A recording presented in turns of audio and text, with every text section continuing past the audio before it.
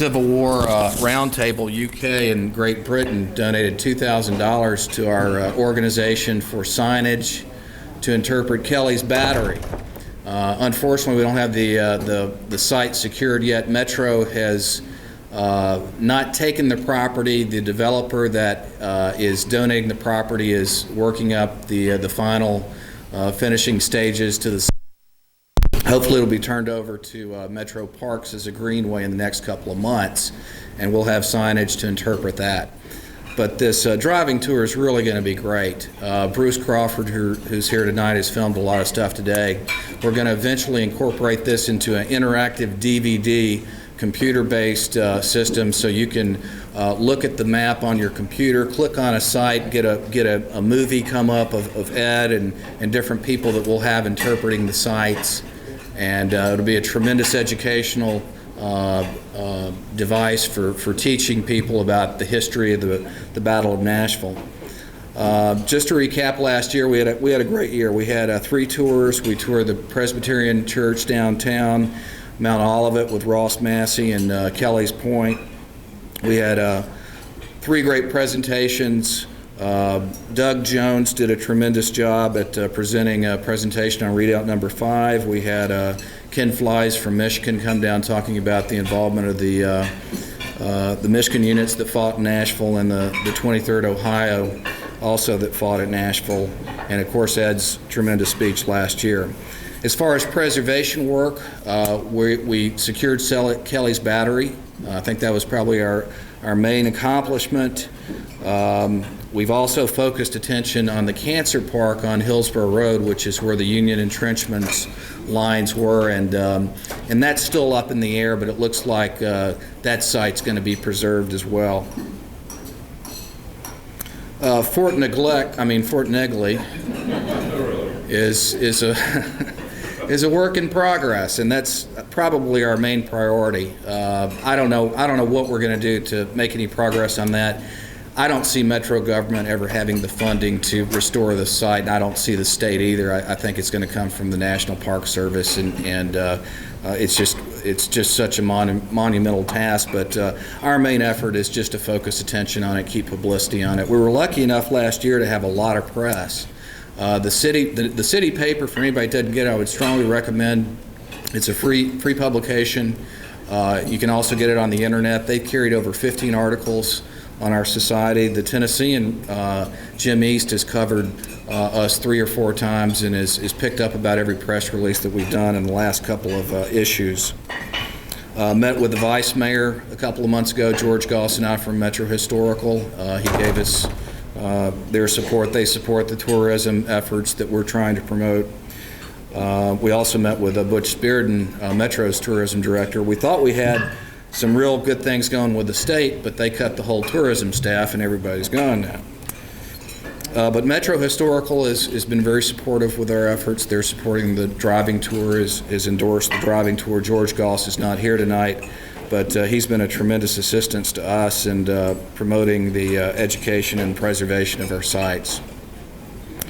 I'd like to introduce Doug Jones for just a minute. He's going to recognize a few folks that are here, and then we'll have an invocation, eat dinner, and about 7:45 we'll kick it off with Ed. Doug?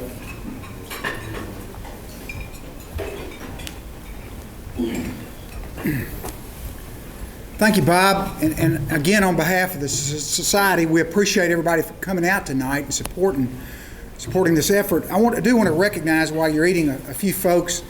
First of all, we're excited to have Mr. Jim Weaver from Chester County, who's the president of the Tennessee Civil War Preservation Society. Jim, could you stand, please? We really appreciate your work. Thanks for coming up. A lot of the folks that work with me and involved in Nashville get tired of me talking about it, but I had 11 people fight, and they're all from Murray County.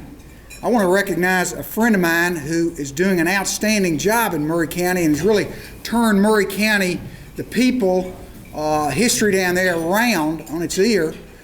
He's got a radio show. He writes a column in the Columbia Daily Herald. He is running now the Murray County Archives and Historical society down there, and he's just doing a great job and has excited a great number of people. And I'd like Bob Duncan to stand, please, Bob.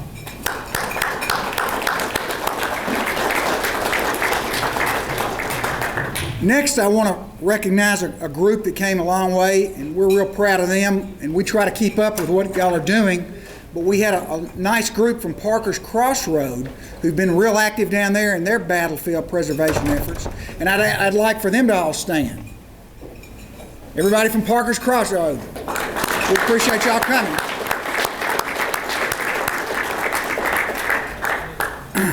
I want to recognize another individual that's been real active at Parker's Crossroad, and many of you know him.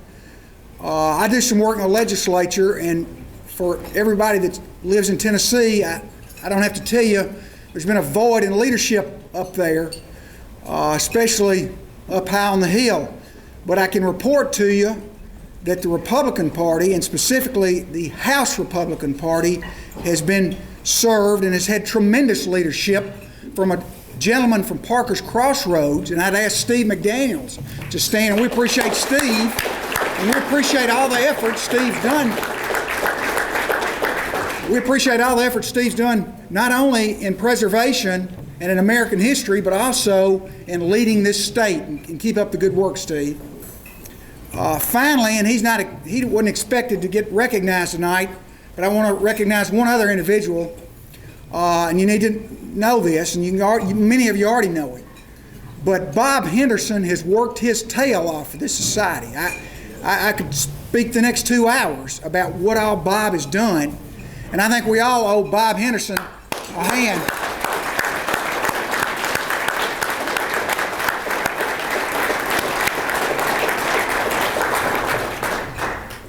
We're going to have the invocation now, and I'm going to turn it over to Mr. Skip Earl, who's a fine gentleman and also a student of the Great War. Skip?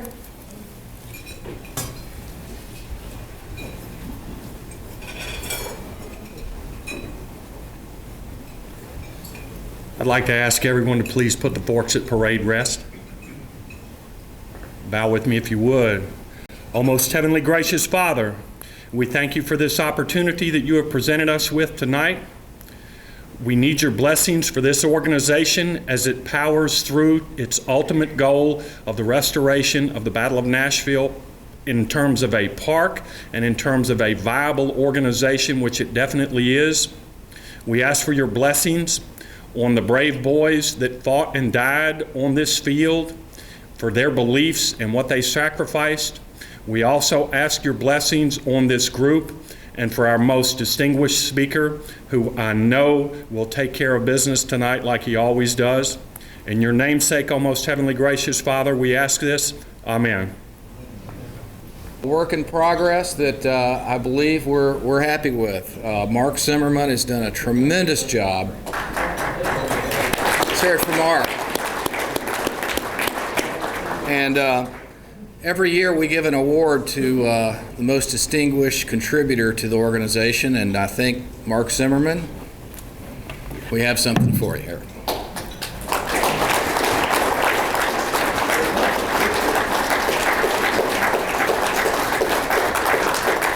Mark has put hundreds and hundreds of hours into this, and we're just lucky to have him as a resource. The website is all constructed and maintained by Mark. If you haven't checked it out, it's www.bonps.org. It's a tremendous educational resource, and we thank Mark for his assistance.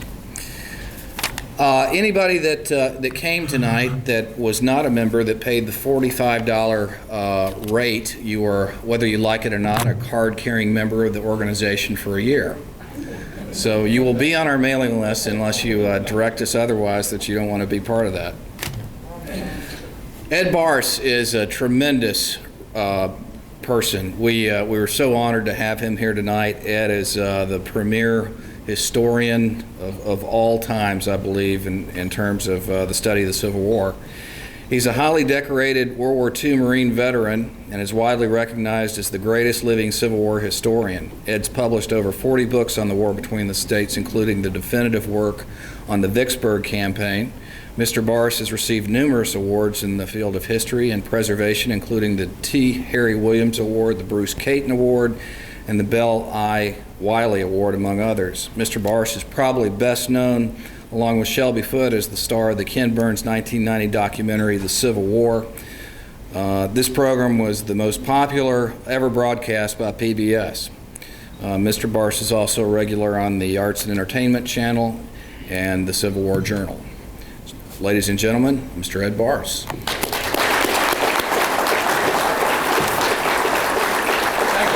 Your cameramen are not, they're hard to get along with, but this is a wonderful chap.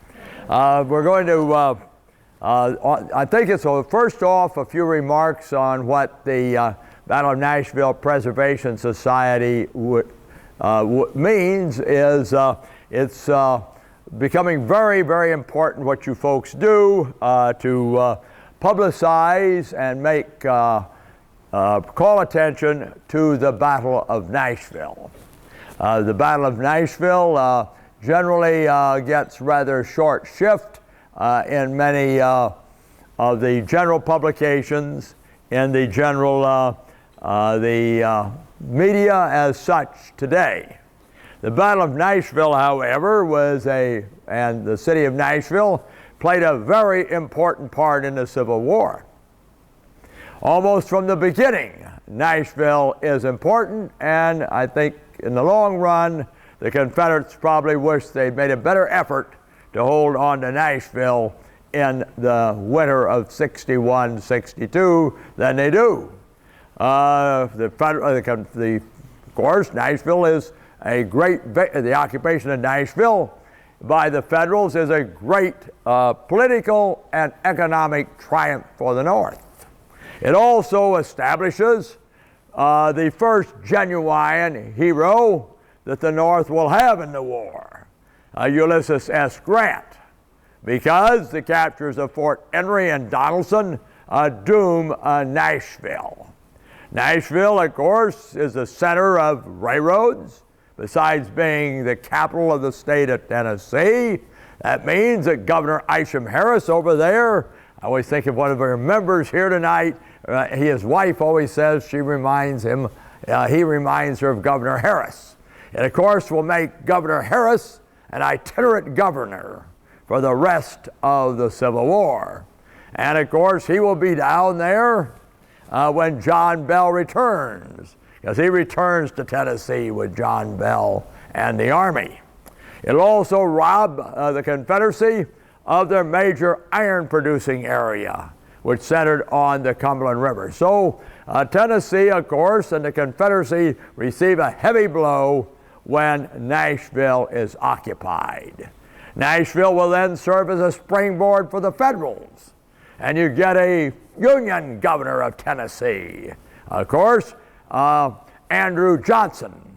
And arguably you will have the heaviest fortified capital, and I mean the capital spelt with an O, building in the United States at the time, as Governor Johnson wants to make sure no one depossesses him of his place of authority. Also an interesting thing on Tennessee, because of Governor Johnson, because of the deep hold the Federals have on the state of Tennessee, when Mr. Lincoln issues his Emancipation Proclamation, the state of Tennessee is not included in it, for the Trivial Pursuit people that follow such arcane things as that. Well, of course, the Nashville will enter into the big picture one last time. Following the fall of Atlanta, the Union occupation of Atlanta, the Confederate Army pulls back under John Bell Hood to Lovejoy and Nan Noonan. It is visited by no less than the President of the Confederacy.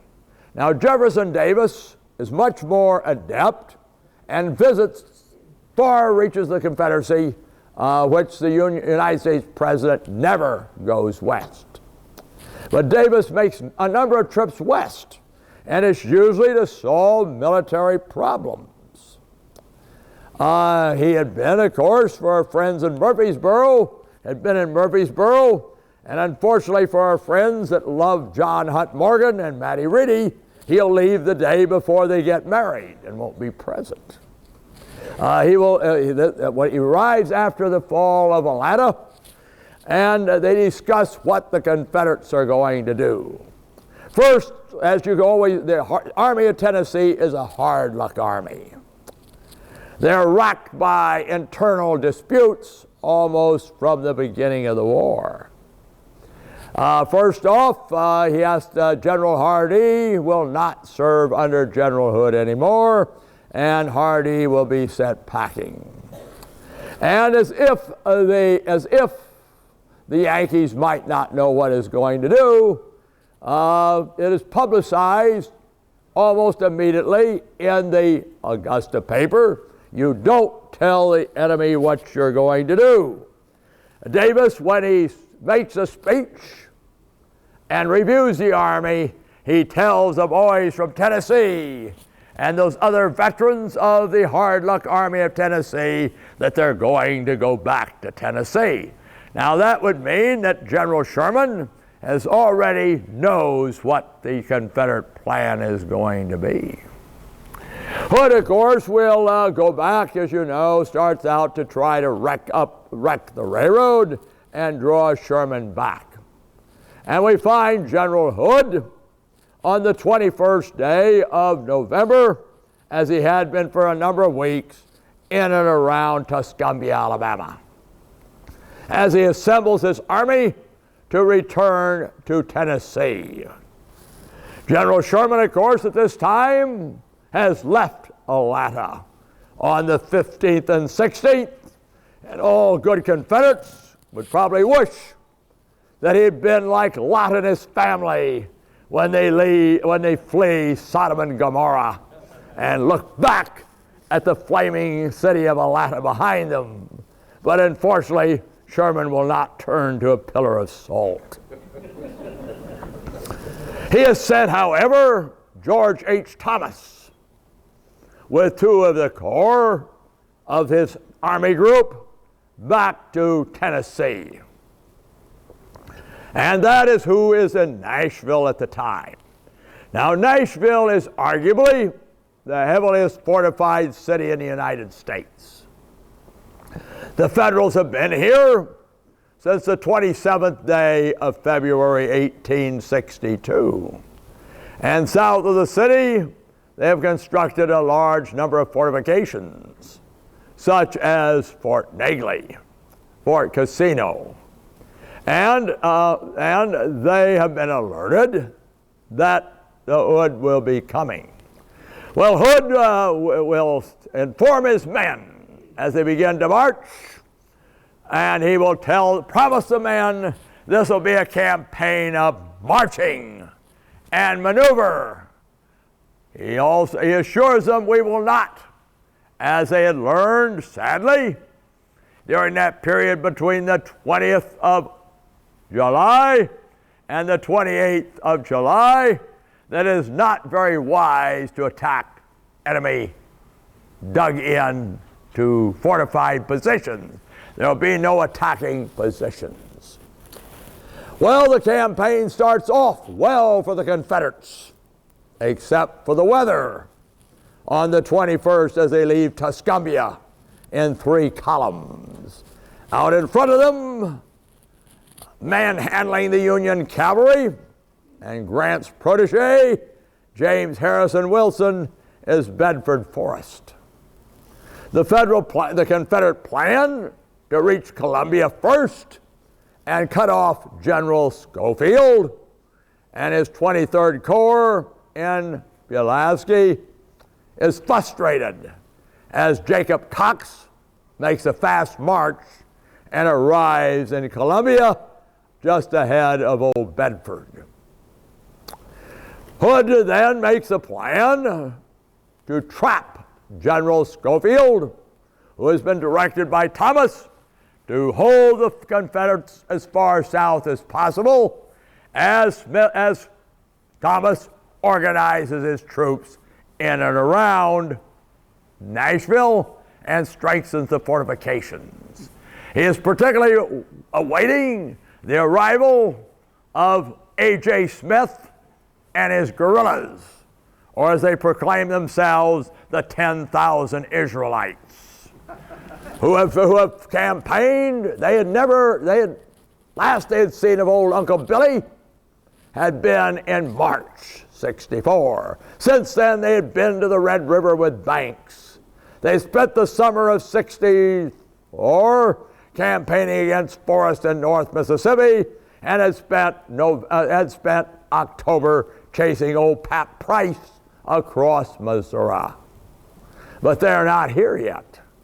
And of course, Jimmy Wilson has not done well. Harry Wilson, Grant's protege, as Forrest has taught him a few things in the campaign. In fact, Wilson says Forrest outnumbers him 3-1, when really Forrest is outnumbered.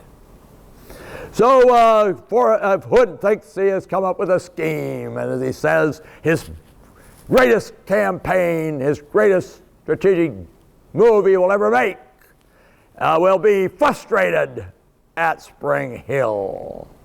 As we spoke today, when we were talking on tying these various wonderful sites you have together, such as Rippavilla, I like to think back to Rippavilla on the morning of the 30th of November, as General Hood, having found that the Union Army had marched while he and Isham Harris had slept in the Thompson House and had got by the Confederates. It must have been a very, very unpleasant breakfast in Rippavilla as Hood lashes out at the Confederate generals, particularly hard-drinking Ben Frank Cheatham and all Confederate ones that love the Confederacy's hero, Pat Claiborne. And worst of all, at the Confederate rank and file. He lashes out like a rattlesnake. And that day he will push his men hard and renege on his promise he had given the troops when they left, that there will be no attacking fixed positions. It'll be a campaign of maneuver. As it gets dusk on the 30th, as he sends Cheatham's and Stuart's men, plus one division of S.D. Lee's troops, in a charge that far surpasses that better-known charge at that small town up in Pennsylvania, both in numbers and serious fighting and bloodshed at Franklin. General Schofield, and I might add, I hope we have none of his relatives here, don't let him behind your back, as Thomas would say. Schofield will fall back from Franklin and join General Thomas. Joining Thomas at the same time are Smith's guerrillas. And coming in from Chattanooga is Steedman and his thousands of men. So the Army is assembling the General Thomas had looked for. They have the powerful earthworks thrown up. And on the 2nd, Bedford Forrest men will arrive in Brentwood Hills, south of us. And by the 3rd, Hood's troops. Now you can imagine trying and invest an army that totals about 50,000 men with 23,000, particularly when they are fortified. And as Hood arrives, he realizes, really, what am I going to do? He's advanced deep into Tennessee. He has seen 7,000 plus of his men killed and wounded in that bloodbath of Franklin. He does not have enough men to even reach from the Cumberland River above to the Cumberland River below. So he closes off 3-4 roads leading into Nashville from the south. Hillsborough Road, the Granny White Road, the Franklin Road, and the Murfreesboro Pike. And he only can cover the area between the flanks with the right screen of cavalry. Furthermore, he's going to send first Bates Division and then Forrest with 2 of his divisions down to try and overawe and seize the Confederate base, seize the Union base down at Murfreesboro, known as Fortress Rosecrans. So there we have what has weakened his troops, sending 2 divisions of cavalry, a reinforced division of infantry down to Murfreesboro to get a bloody nose on the 7th of December down at Murfreesboro in the Battle of the Cedars. General Thomas, meanwhile, is organizing his force. Thomas, of course, Thomas is a safe general. Thomas is known by his detractors as slow-tropped, by the people who worship him as the Rock of Chickamauga. Unfortunately for General Thomas, the highest man in all the United States Army is not very impressed with him. That, of course, is Ulysses S. Grant. The difficulties between them had probably extended back to the days immediately following the Battle of Shiloh, when Grant is denounced in the press for being surprised, which he was, for being drunk, which he was not, and Halleck has reduced him to second in command of an army group. And who did Halleck give Grant's army to? George H. Thomas. So Grant's feeling against Thomas had gone back a long way. He'd also found out that Thomas wasn't very friendly when he showed up in Chattanooga on the 23rd day of October of 1863, immediately after Grant had fired Rosecrans as commander of the Army of the Cumberland. And as they say, as he comes in, he's on crutches from that fall he had taken down when a horse fell with him down in New Orleans. And he's on crutches. And none of the Army, neither Thomas nor the other officers of the Army of the Cumberland get up to give him a chair. He also remembers that day on the 25th at Missionary Ridge, when Sherman is to be on center stage. And Sherman fails on center stage. And it's the Army of the Cumberland that conducts the miracle of Missionary Ridge. So we have to bring this in to put Thomas in his position as we approach the 8th day of November. Excuse me, the 8th day of December. The weather's been unseasonably warm with a lot of rain. The Confederate Army is positioned south of, as you can see on that map, wonderful map here, the Confederate troops are outlined in red.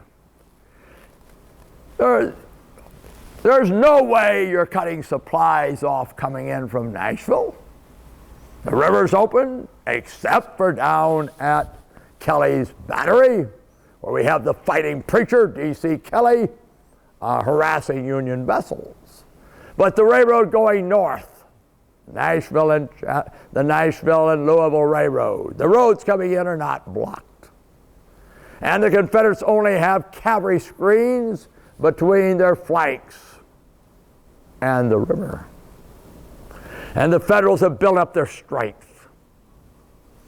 But on the 8th, for some reason, Grant is getting very upset. There are letters coming to him from the Army. Thomas won't find out who's writing these letters till 1870. And then when he does, he writes a polemic against the man who is writing the letters, and being a heavy man with a weak heart, collapses and dies. So that's a lesson to you. The man writing the letters is John McAllister Schofield, who is informing General Halleck and Grant that Thomas isn't going to do anything. And the first thing they know, Hood will pass the Cumberland River, either upstream or downstream, and be en route to the Ohio River.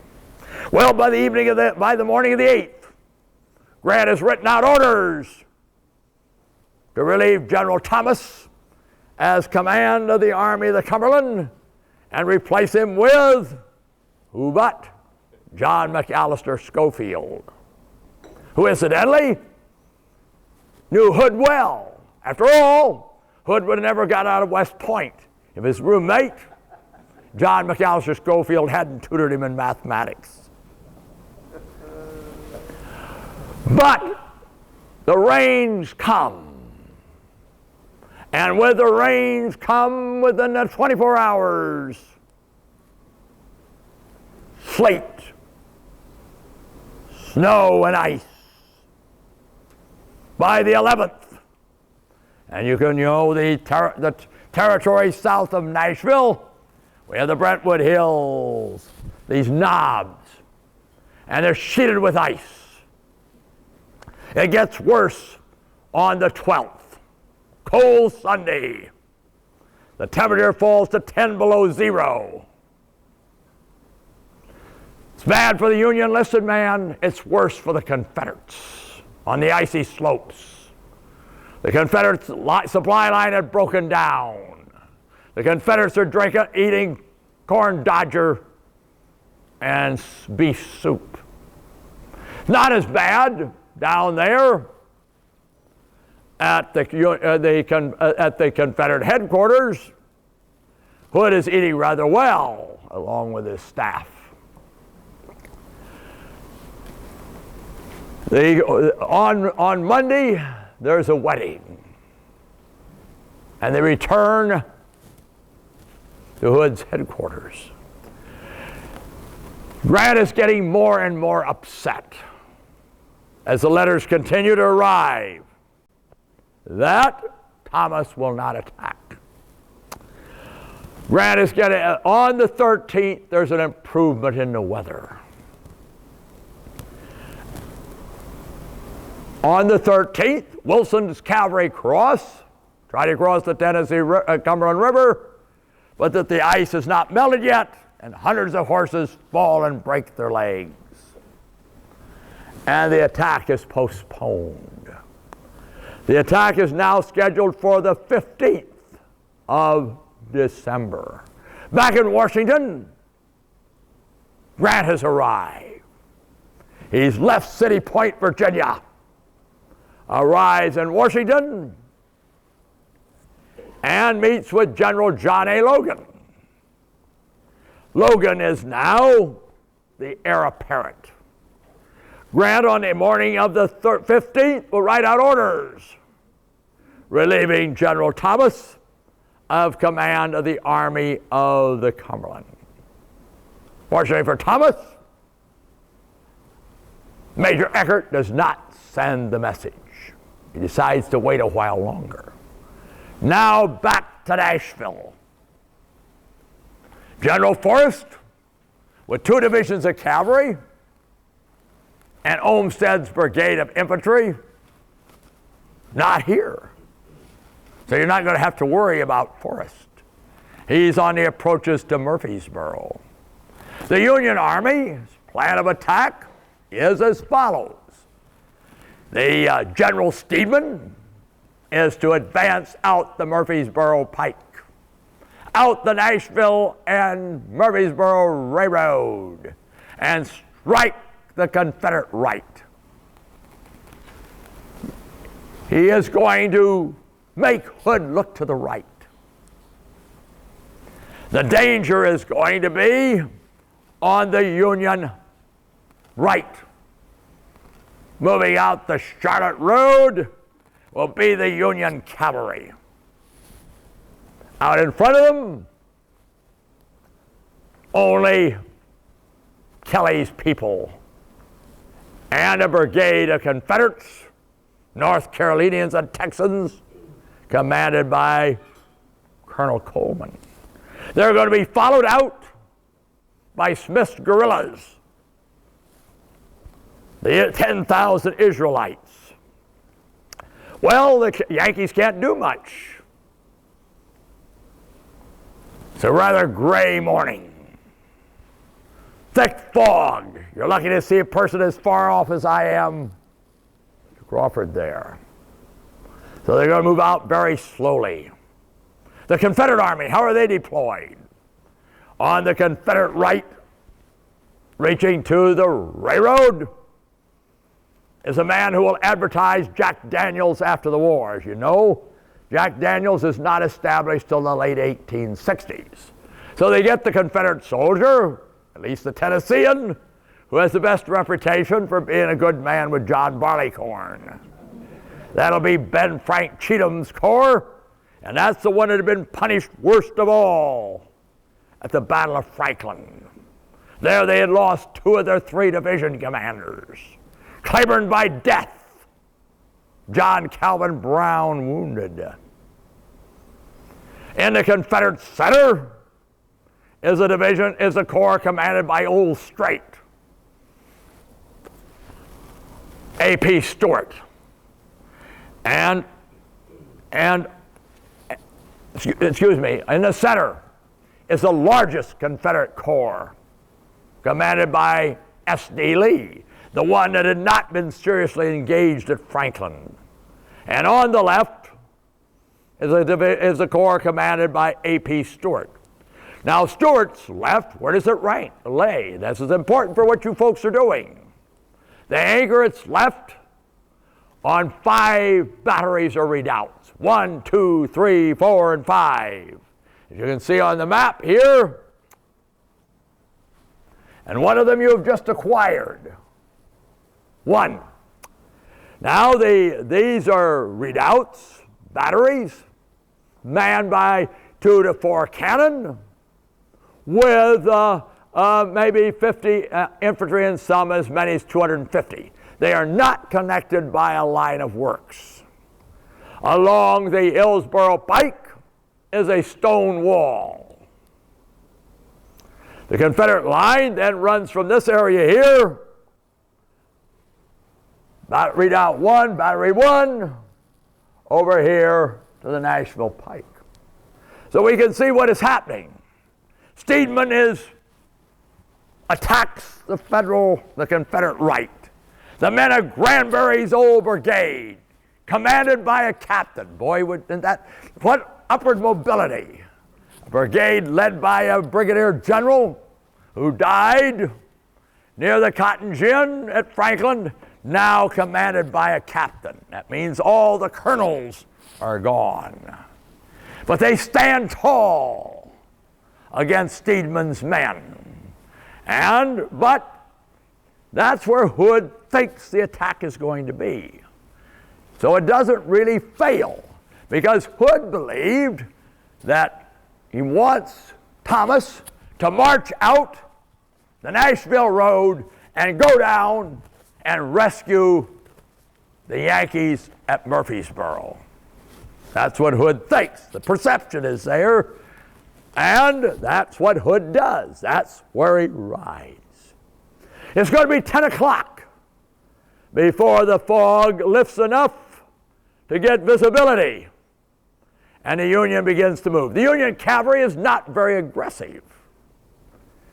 Harry Wilson, Grant's protege, is a poor facsimile at this time of Bedford Forrest. And the Federal movement is rather slow. Now the Confederates, on the 13th, had abandoned their advanced position, anchored on Montgomery Hill. It's about a half a mile in front of their main line. The Yankees don't know that. And about noon, the 4th Corps, commanded by General Thomas Wood, advances. They move slowly forward. They scale Montgomery's Hill, and they find only a handful of Confederates there. They then notice the Confederate line lies about a half a mile to their front, anchored on the land we were out to today, where the line turns Battery 1, and they halt. The Union troops move slowly, of course, swinging on the wide arc, engaged against Coleman's Tennesseans and North Carolinians is the Union cavalry. Smith's guerrillas swinging on the shorter arc And unfortunately for the Confederates, Hood's attention still focused on the right. That's what he thinks Thomas is going to do. The Federals, about mid-afternoon, move against redoubts 4 and 5. It's going to be a race between Union infantry and Union cavalry. The cavalry of Edward Hatch and the infantry of John MacArthur. John MacArthur had been born in Scotland, immigrated to the United States, entered into the iron business, and was a leader in the St. Andrews Society in Chicago, and had raised initially an Irish regiment, the 12th Illinois. And his men move forward, and the attack will come against 4 and 5. 4 will be descended by Lumsden's 4 guns of his Alabama battery. 5 is by 2 guns. A desperate struggle, and they fall. So we got batteries 4 and 5 have fallen. And the only 2 brigades in Stephen D. Lee's corps that have been mauled at Franklin are rushed to shore up and take possession behind the stone wall. Parts of it are still there along Hillsborough Pike. Among them, Manigos, South Carolinians, and Alabamians.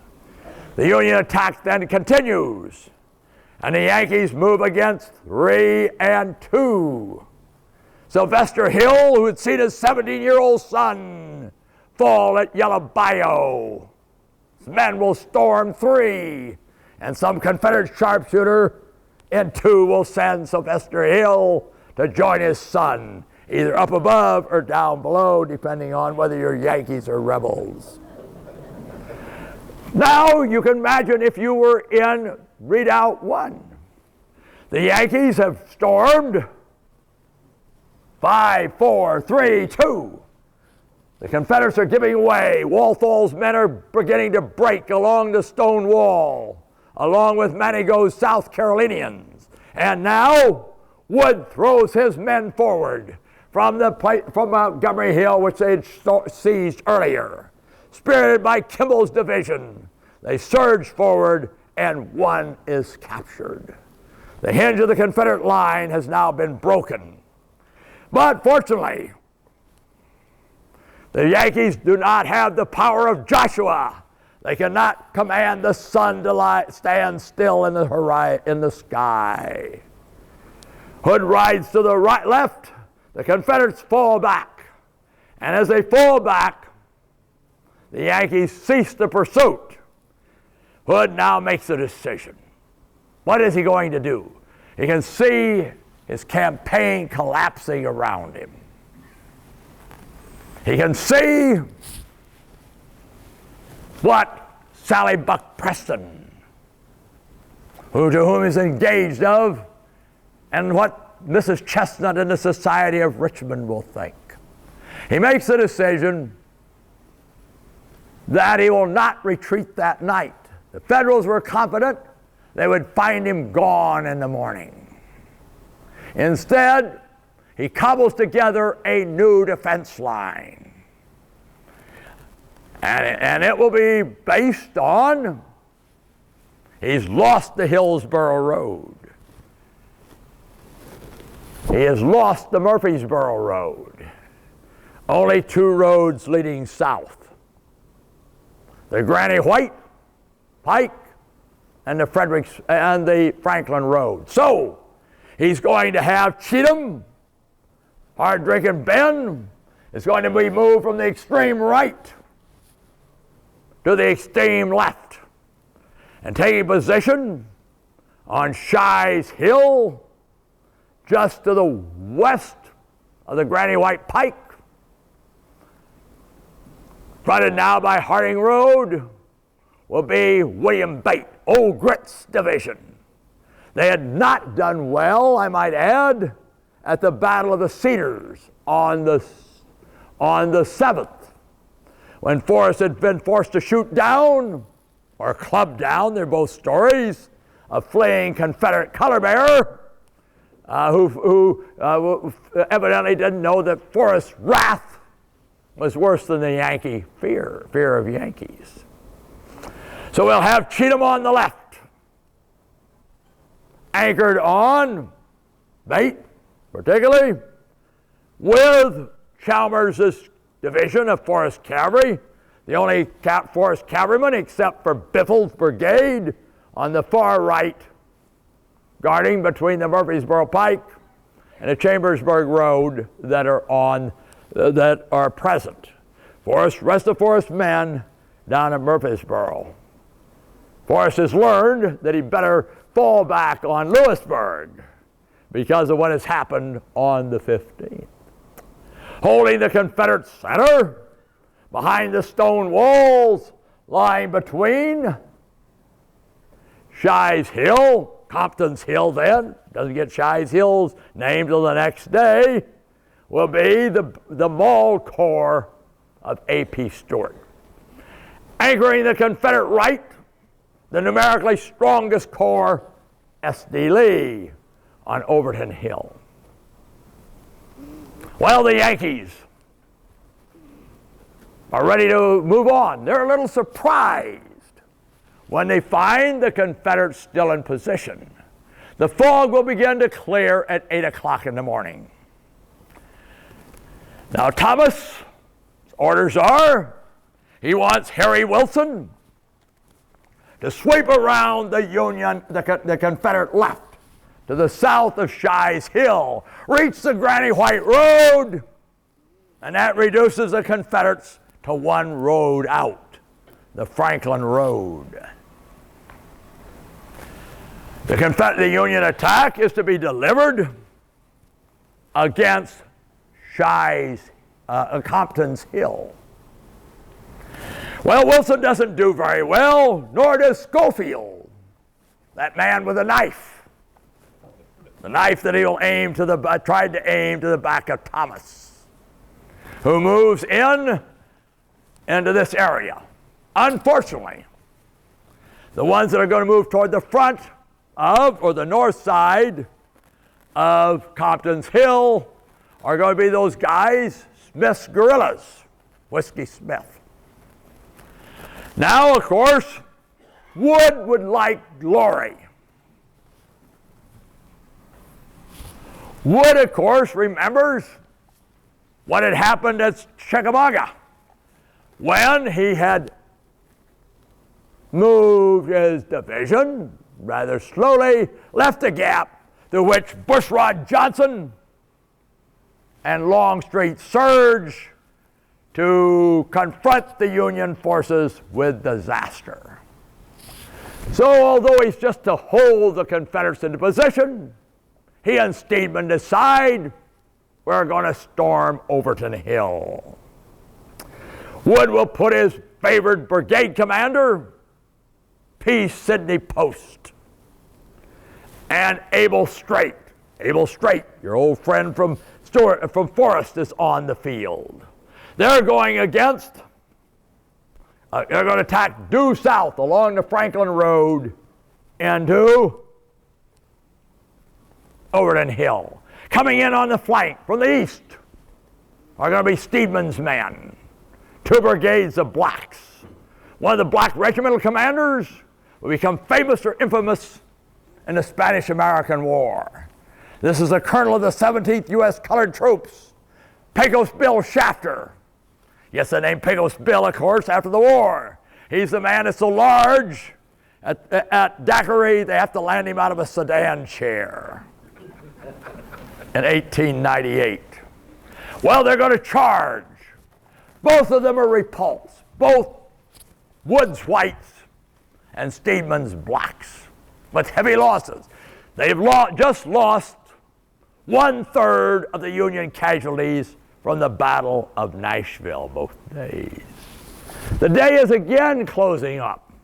This time, I think the Confederates wished that the sun would drop quicker.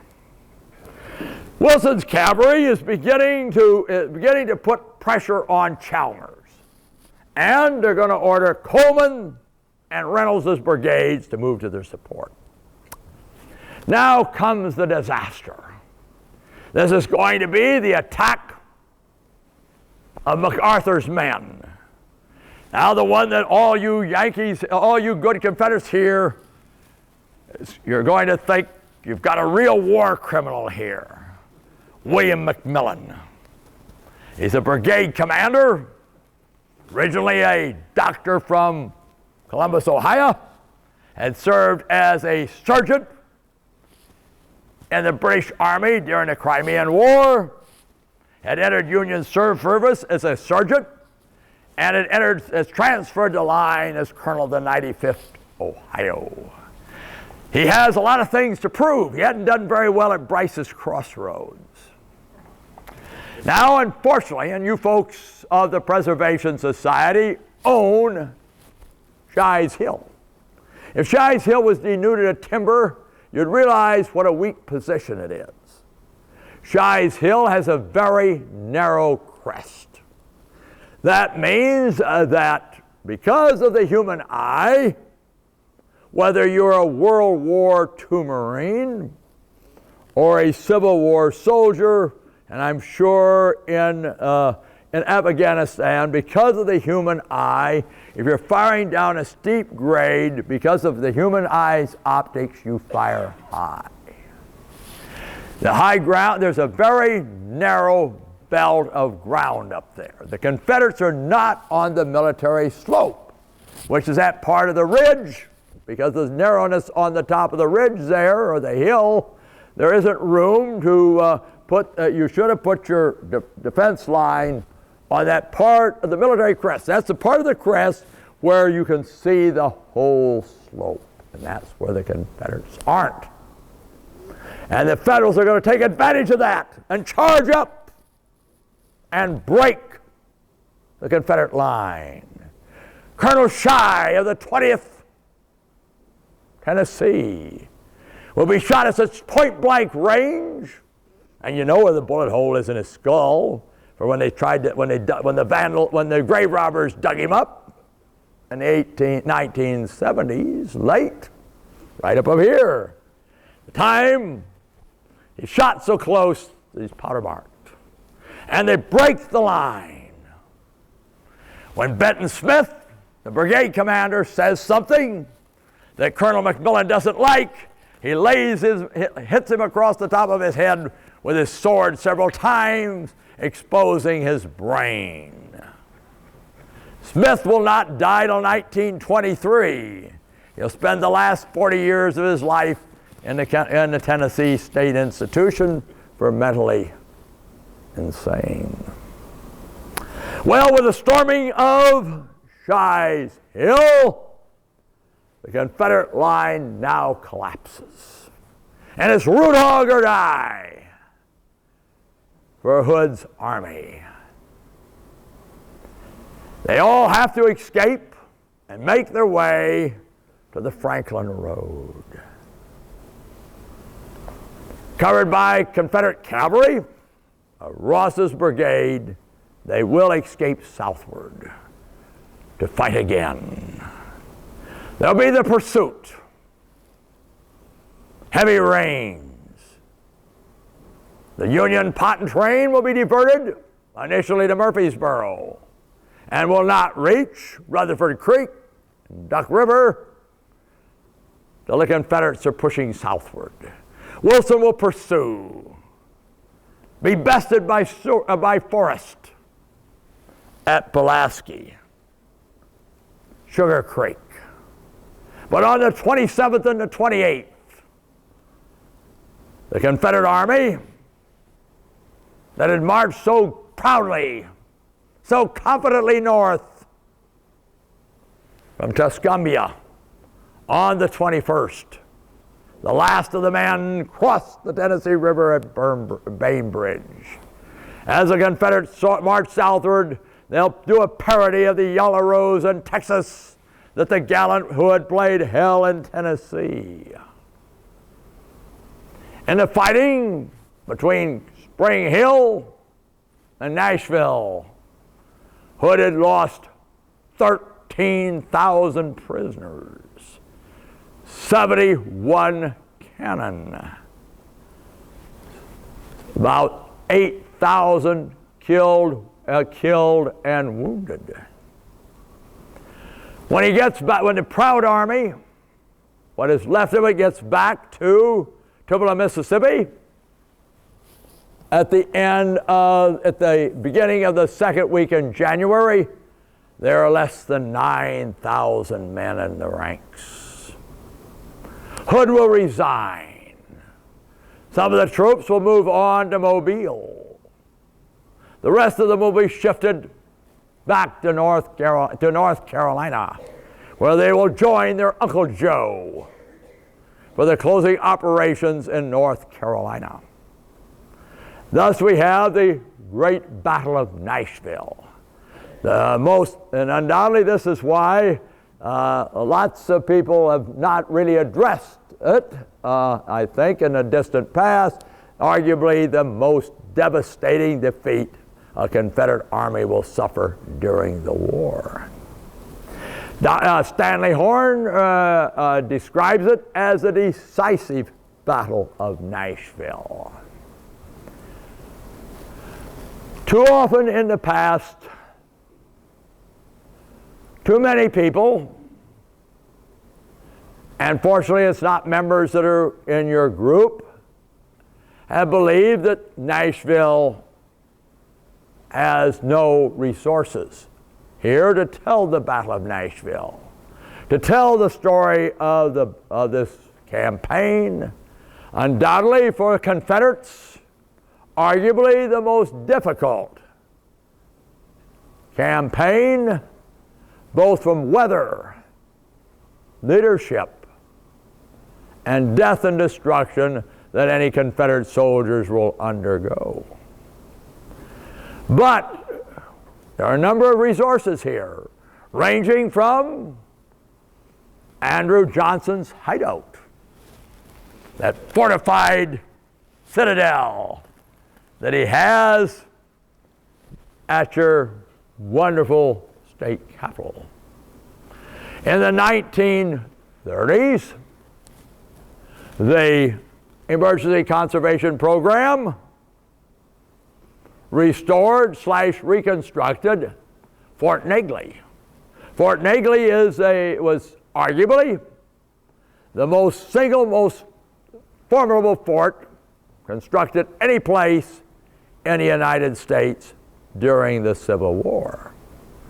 It's constructed of both earth, rock, and it was a stronghold. Unfortunately, it deteriorated, and hopefully the city or the state will someday see the light.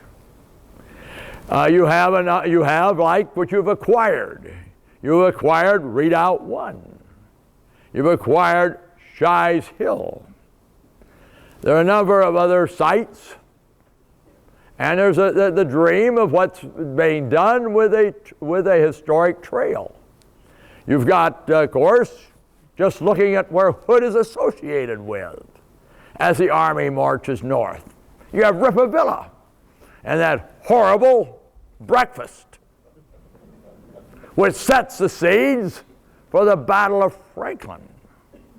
At Franklin, you have the Carter House, and you have Carton, plus other sites. Roper Knob, which has just been acquired. Here you have Hood's headquarters, plus other sites to tie together. And again, to remember, as they have in Virginia and other states, that heritage tourism is a wave of the future.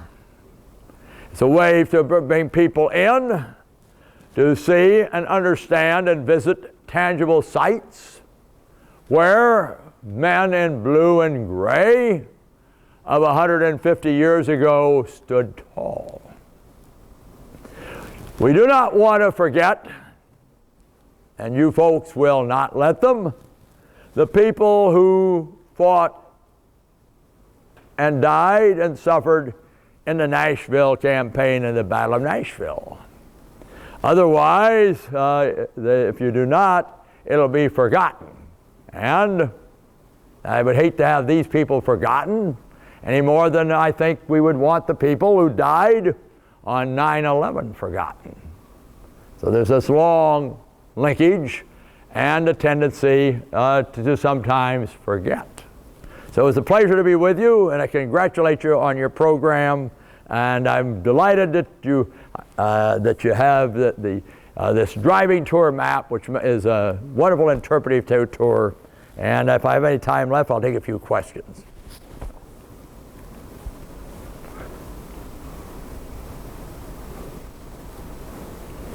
Yes, sir. Do you think Forrest would have made a difference on the left flank?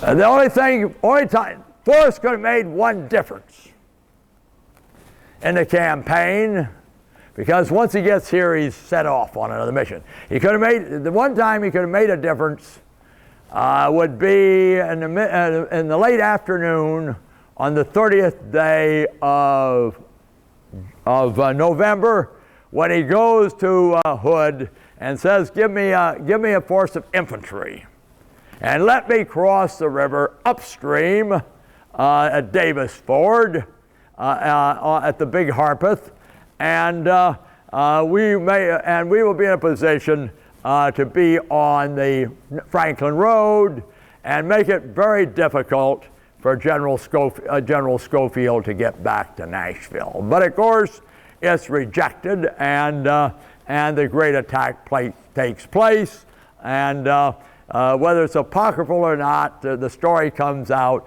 that Hood will storm in and will tell General Hood. Forrest can be somewhat of a bully at times, and the type of bully I would be scared of. The one, whether he said it or not, if you weren't half a man, I would blank you, which would be rather cruel to say it to a man with a withered arm and a leg off at the hip. But yes, I think that if they could have cut off Schofield or seriously injured Schofield, but from then on, it's a mistake to ever cut. It's a mistake to keep your force that's greatly outnumbered and keep them in the presence of a force that has the ability for consistently increasing their strength. And then sending off Forrest with 2 divisions and anywhere from 1 brigade to 4 brigades of infantry down at Murfreesboro.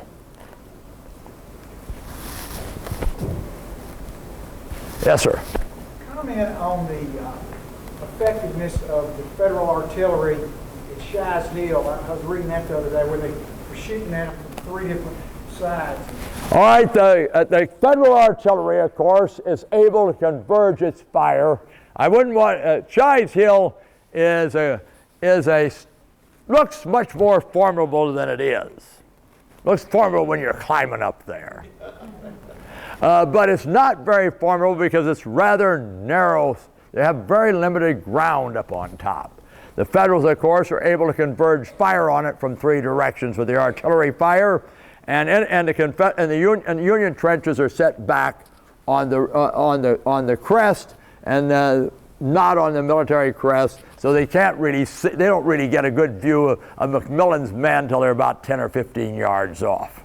So it's not it's an important thing on why these sites are so important. Because when you visit the site, go up there on Shiloh Hill, you can see it in a very strong position. It's like lots of things. When I used to read about the Battle of Gettysburg when I was out in Montana, I thought Cemetery Ridge would be pretty steep. It isn't. And there's lots of places coming across. I would a lot rather make the charge at Gettysburg than I would at Franklin. Because at Gettysburg, you got a ground that has a lot of areas in it before you reach across the Emmitsburg Road that is in defile. That means you can't see, you got pockets of ground because of the terrain where you can't see them. At Franklin, it was very level ground all the way, so it made a wonderful movie, but a terrible movie to see all those poor guys going across that field. Yes, sir. When Wiley Short was here a number of years ago, Ross and I asked him what would he have done if he were Hood after the Battle of Franklin. Would he have gone to Murfreesboro, as to Nashville as he did, retreat? I thought Wiley's answer was pretty clever. He said, I would have resigned if I were Hood. What would you have done? If I'm General Hood, I've made the mistake of coming this far. Well, I don't have to worry about impressing the Buck Preston. All right, I would probably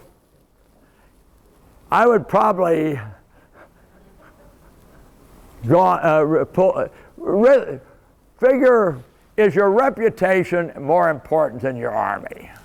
I would have fallen back. I think I would have fallen back. I would probably pride, you're confessing weakness if you resign. I think you brought them here. Let's have enough intestinal fortitude to try to get them out without getting them hurt bad. So mine would be to retreat, because we know even as badly battered as they are, Forrest holds his own along with Walthall's 1,600 men against the Union pursuing force. So figure that with the Confederate Army still not having suffered the rout, I think they would have got out easier than they did before if they tried to retreat. Yes, Governor. Did Fort Negley play any active part? Who's this? Fort Negley. Fort Negley. Fort Negley in the actual Battle of Nashville. What part did it play?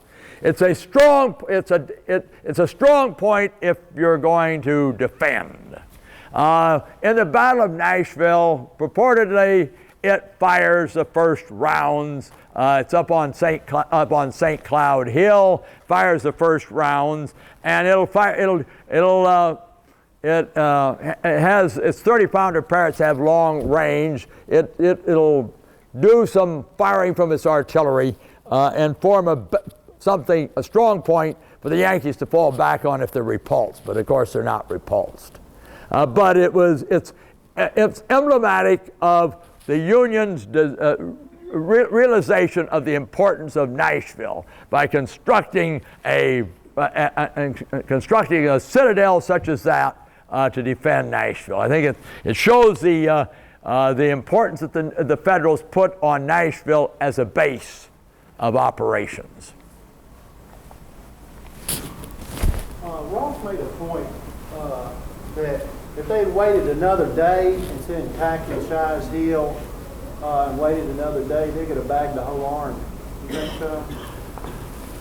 The question is brought up by my friend in front. If the Yankees had not attacked on the evening of the 16th and used Wilson's cavalry to eventually sweep across to the Franklin Road, could they have bagged them all?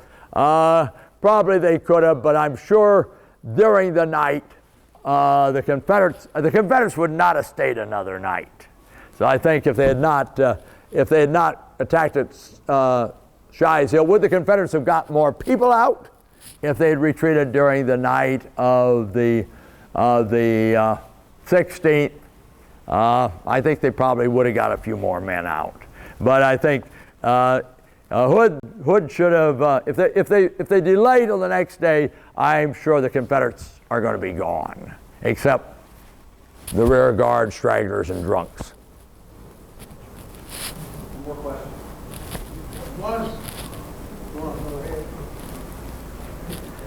Was the fact that the rear was left in the air or unanchored on Shiloh Hill, did that play a... The what is? The rear, was it not left in... Yeah, it's left in the rear because Wilson is getting around. Wilson was already getting men over on the Granny White Pike. So unless they can drive them off the Granny White Pike, they're in trouble anyway. The final denouement would be poor old Thomas can't find out. He's a trusting soul. He doesn't know who is writing these letters on him. And he finally finds out where the smoking gun is. And he sits down in his headquarters in April 1869 when he's out in San Francisco, writes a polemic against the snake in the grass. Being overweight, a bad ticker, he collapses and dies. So let that be a lesson to you. Don't get so wrought up you write a letter. Anyone else? Thank you for the attention. Wonderful out here, good program. Thank you, thank you. Made it all right on time?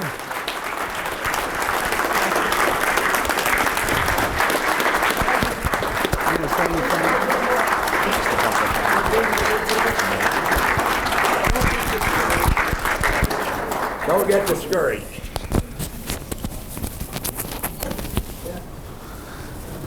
We're going to be around here for a little bit. If anybody wants to ask some questions to Ed, I'm sure we can hang out for a little bit. Any autographs, if you've got any books. Fascinated, Ed. Every time I listen to you, I learn something new. Great presentation. For everybody that came that's not a member, be sure and pick up a membership brochure back there. It won't cost you anything for a year's membership, but I need your mailing address so you can get the newsletter and email if you have email. For the members, March, we're not going to have anything. April, haven't decided yet. We'll probably have a program the third Thursday at Belmont Mansion. April 6th, the Civil War Preservation Trust in Washington wants to sponsor a cleanup day somewhere in Nashville. We tried to get permission to do Negley. That didn't work out. We're looking for an alternate site, so look for April 6th for something. Not sure yet. So that's it. Thanks a lot, Ed, and we'll see y'all next year.